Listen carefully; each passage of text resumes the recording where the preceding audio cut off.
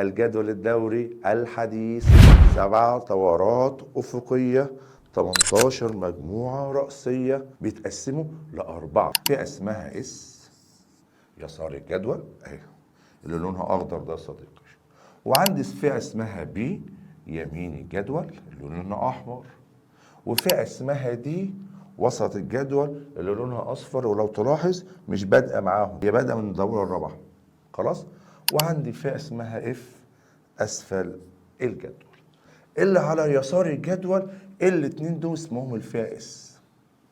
طيب اللي على يمين الجدول ال6 دولت بنسموهم الفئة بي.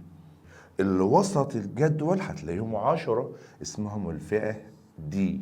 اللي أسفل الجدول هتلاقوا سلسلتين ولا هم دورات ولا هم مجموعات اسمهم الفئة اف.